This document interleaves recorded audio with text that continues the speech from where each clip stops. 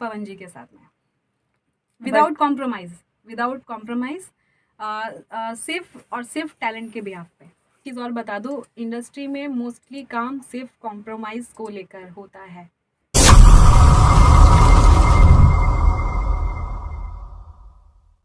मैं दीपक कुमार और आप देख रहे हैं जुगाड़ न्यूज, और हमारे साथ भोजपुरी के एक अच्छे कलाकार गायिका नेहा नैनू जी हैं। तो चलिए इनसे जानते हैं इनके बारे में। सबसे पहले जुगाड़ न्यूज में आपका स्वागत है। आपका भी बहुत सारा स्वागत है, और जुगाड़ न्यूज़ को देखने वाले जितने भी श्रोता हैं सभी को मेरा प्रणाम है।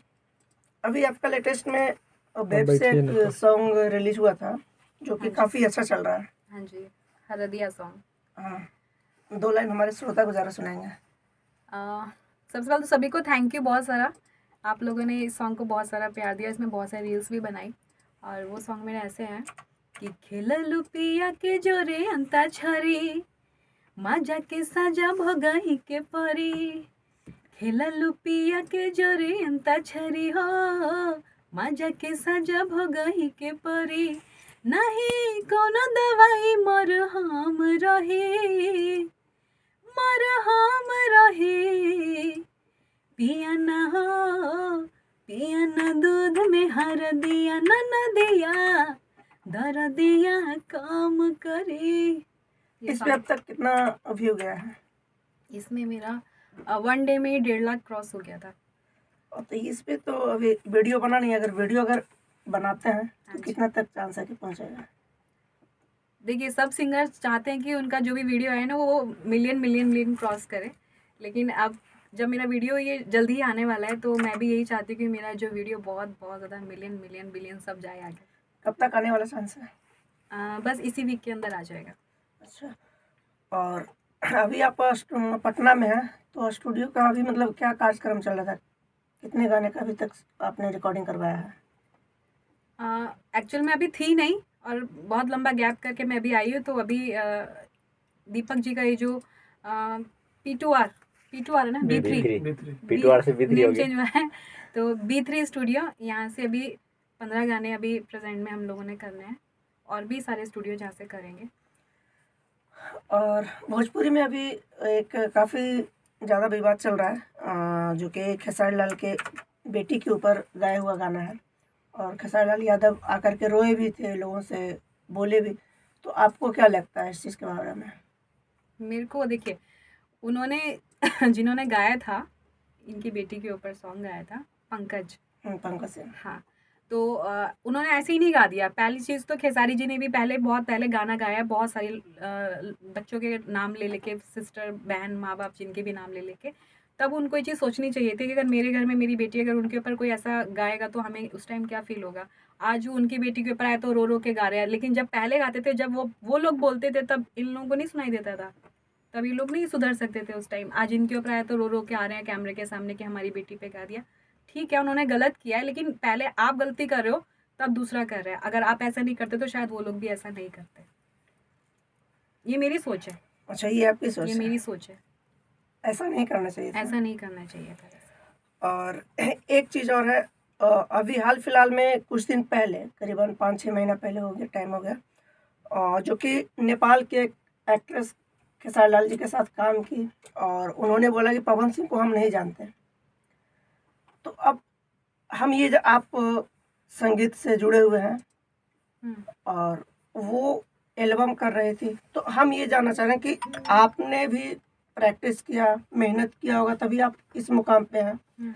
अगर इसी तरह से अगर कोई भी कलाकार, आप भी स्टार हो, वो भी स्टार है, अगर इसी तरह से सड़क छाप अगर किसी को उठा करके आप अपने एल्बम में काम दे दें, तो जो बंदा मेहनत करने वाला है, चाहे वो मॉडलिंग में हो या फिर संगीत में हो, तो उसका भविष्य क्या होगा?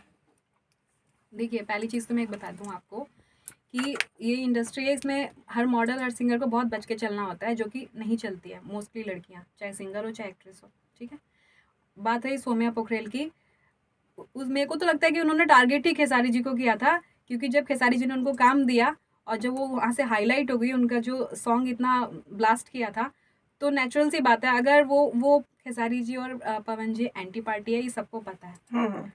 इंटरनली उन लोग का क्या है कोई नहीं जानता, आपसी बात जो है, लेकिन पब्लिकली सब लोग जानते हैं कि वो एंटी है। ठीक है, मुंह पे भले कोई बड़ाई कर दे, अलग बात है।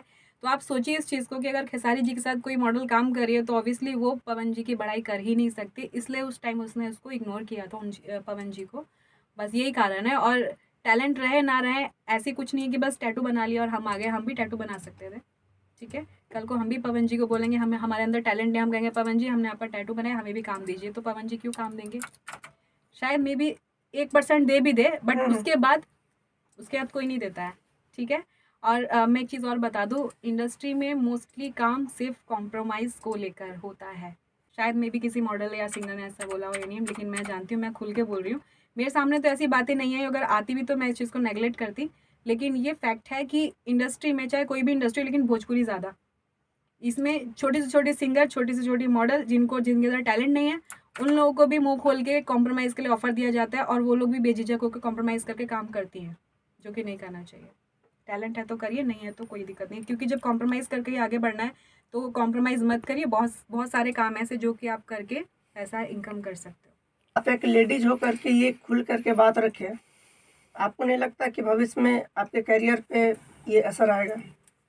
असर क्यों आएगा? मेरे अंदर ऐसा कोई नेगलेक्ट पॉइंट है ही नहीं, और ना ही मुझे कॉम्प्रोमाइज़ पसंद है। सबके लाइफ में पर्सनल मैटर बहुत चीज़ें होती है, लेकिन अगर आप किसी इंडस्ट्री में हो या प्रोफेशनली किसी से जुड़े हो, वहाँ आप ये चीज़ करके आगे जा रहे हो, तो अगर कोई सोचता है ना कि हम कॉम्प्रोमाइज़ करके हमें 1 गाना मिल गया, चाहे 2 गाने मिल गए और हम आगे चले गए, वो मतलब टोटली रॉन्ग है। क्योंकि 1-2 गाना करके आप आगे ज़रूर जा सकते हो, लेकिन उसके बाद का जो लेवल है ना, जब आपके सामने वो चीज़ें आएँगी तो शायद उस टाइम में वही लोग आपको नेगलेक्ट कर देंगे कि ये अरे कॉम्प्रोमाइज़ करके, तो उसकी जगह 100 लोग और आपको बोलेंगे, तो इसलिए नहीं करना चाहिए। अब तक आपका कितना गाना मार्केट में आ चुका है?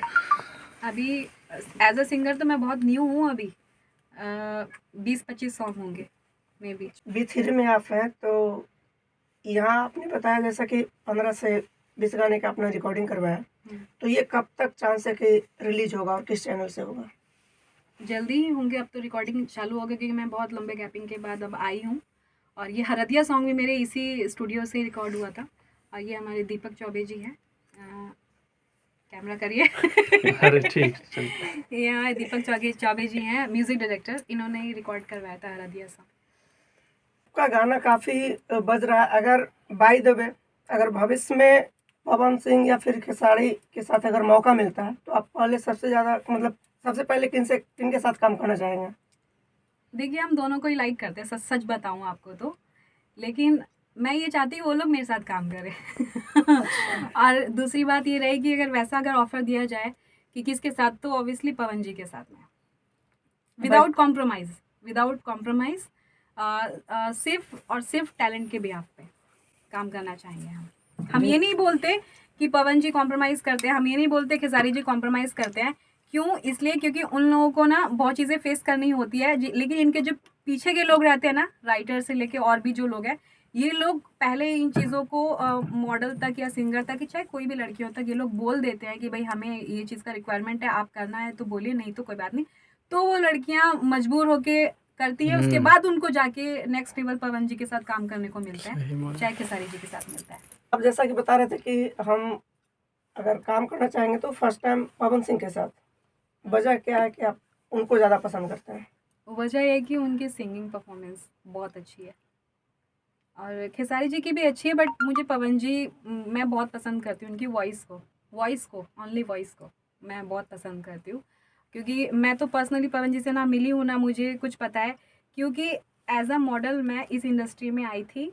बहुत चीज़ें देख के, ये कॉम्प्रोमाइज़ और अनबन लो जो भी कंट्रोवर्सी होती है, ये सब सोच के बहुत चीज़ें मैंने जान के तब जाके मैं एज अ सिंगर आई मार्केट में।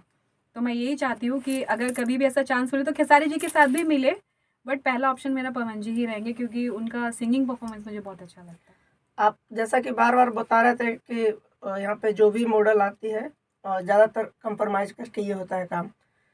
तो आप इतना खुल करके बोल रहे हैं, कैसे बोल सकते हैं? बता सकती हूँ इसलिए क्योंकि मैंने फेस तो नहीं किया है, लेकिन as a singer, as a model मैं पहले थी, एज अ सिंगर मैं अब आई हूँ। और दूसरी बात रही कि मेरे सामने ही जब मैं सेट पे जाती हूँ तो कुछ ना कुछ बात सुनने को मिल ही जाती है, चाहे सामने देखने को मिल ही जाता है, तो वो चीज़ें देख के समझ में आता है कि कौन कहाँ क्या है, ठीक है। आप एक चीज़ नोटिस करना, अगर कोई सिंगर है तो कभी आपने देखा होगा कि उनके साथ एक ही मॉडल कंटिन्यूसली आपको दिखाई देगी, सेकंड नहीं दिखाई देगी, बहुत टाइम एक्सपेंड के बाद में ही सेकंड मॉडल आपको दिखाए। तो क्यों भाई, बहुत सारी मॉडल है, छोटी छोटी आर्टिस्ट स्टार्ट हो रही है, आ रही है, तो क्यों नहीं उनको काम दिया जाता है? सिर्फ इसलिए कि कॉम्प्रोमाइज़ नहीं करती हैं। जो स्टार्टिंग से कॉम्प्रोमाइज़ करते आ रहा है तो उनको कंटिन्यूटी वो लोग काम देते हैं, जो नहीं करते आ रहा है उनको नहीं पूछते हैं। ये सच है, आप इसमें दिखाइए कैमरे में, मुझे कोई इससे प्रॉब्लम नहीं, जो फैक्ट है वो है, जिसे बुरा लगे लगे, जिसे अच्छा लगे लगे। ताकि आप ये बता रहे थे कि टैटू गर्ल सोनिया पोखरल की जो बात आ रही थी, तो आजकल जो बहुत सारे सिंगर हैं जो कि आगे बढ़ रहे हैं भोजपुरी फिल्म इंडस्ट्री में, तो जो मेहनत करने वाला जो लड़का है, जो बंदा है, आखिर क्या वो मतलब ये सारी चीज़ों को देखते हुए क्या वो अपना प्रैक्टिस करना बंद कर दे, या फिर ये तो उनके ऊपर डिपेंड करता है, जो हो सकता है, क्योंकि सबका माइंड अलग होता है। हो सकता है कि उन्हें ये चीज़ें लग रही हो कि भाई टैटू बना लिया तो अभी इन्हें काम मिलेगा, हमें काम नहीं मिलेगा, हम टैटू बनाएंगे तो हमें मिलेगा, और अगर टैलेंट के बिहाफ पे जाएंगे तो शायद काम नहीं मिलेगा। लेकिन मैं यही कहना चाहती हूँ कि टैटू वैटू कुछ नहीं होता है, ठीक है। वो टैटू तो उन्होंने बना लिया, बट वो होल लाइफ उनके हाथ में छपा रह गया, ठीक है। लेकिन अगर आपके अंदर टैलेंट है तो आप टैलेंट के बिहाफ पे आगे जाइए विदाउट कॉम्प्रोमाइज़। अगर टैलेंट है, क्योंकि आज नहीं, 2 साल बाद से ही, 5 साल बाद से ही, 10 साल बाद से ही टैलेंट ज़रूर दिखेगा, तो आप टैलेंट के बिहाफ पे जाइए विदाउट कॉम्प्रोमाइज़। तो जाते जाते हमारे श्रोता को क्या कहना चाहेंगे? जाते जाते श्रोताओं को हम यही बोलेंगे कि अच्छे से रहिए, स्वस्थ रहिए, मस्त रहिए, मेरा सॉन्ग सुनते रहिए, और हमारे B3 स्टूडियो को भी बहुत सारा प्यार दीजिए, और मुझे भी बहुत सारा प्यार दीजिए, और आने वाले सॉन्ग को बहुत सारा आशीर्वाद प्यार दीजिएगा, और सब लोग अच्छे से रहें, माता रानी सब पे दुआ करें। धन्यवाद।